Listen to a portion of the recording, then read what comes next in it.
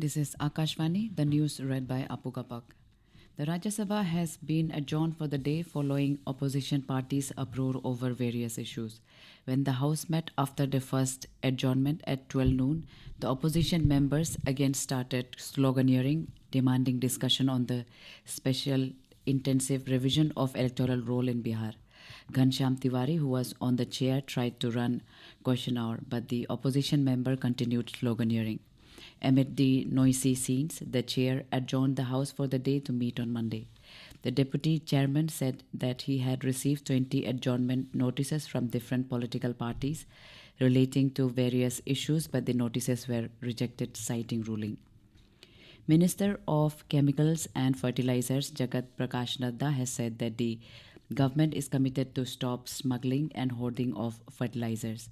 Replying to supplementaries during question hour in the Lok Sabha today, Nadda said fertilizer is declared as an essential commodity and is notified under Fertilizer Control Order FCO 1985 and Fertilizer Movement Control Order 1973. The minister said state governments, especially those bordering Nepal, Bangladesh, and Myanmar, have been requested regularly to increase vigilance at the borders to prevent smuggling of fertilizers like urea from India to neighboring countries. Minister of State for Health and Family Welfare Anupriya Patel has said under the National Health Mission, the center is providing technical and financial support to the states so that they can strengthen their infrastructure and fulfill manpower requirements.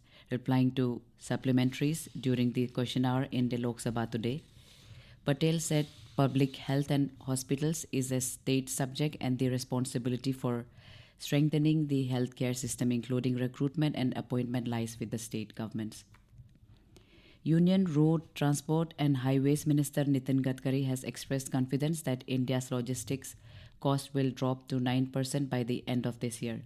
Gadkari said this while speaking at a conclave organized by a private news channel in New Delhi today. He attributed this reduction to the significant improvement in the country's road infrastructure.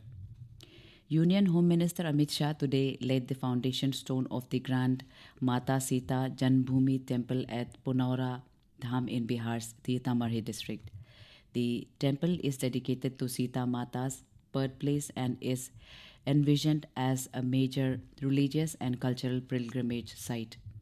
Shah emphasized the temple's historical and spiritual significance. On the occasion, the Union Minister flagged off the Sitamarhi New Delhi Amrit Bharat Express train via video conferencing from Sitamarhi.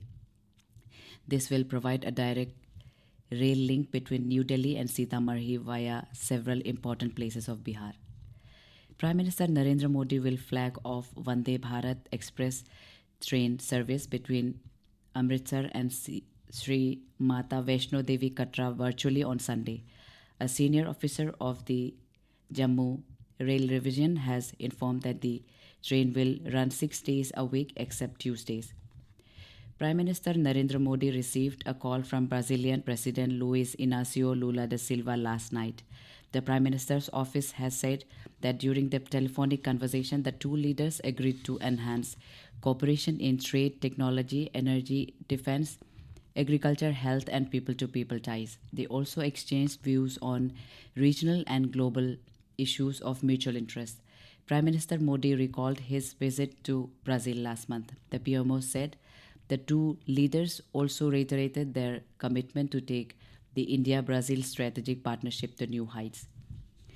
Israeli Prime Minister Benjamin Netanyahu met with India's ambassador to Israel, JP Singh, to discuss ways to further strengthen the growing India-Israel strategic partnership. In a post on social media, Prime Minister Netanyahu stated that the meeting focused on strengthening and expanding cooperation, particularly in the areas of security and economic pillars of an important partnership grounded in shared values and mutual interests. As part of the engagement, Netanyahu also held an interactive session with senior Indian journalists addressing a wide range of questions on bilateral relations and regional developments.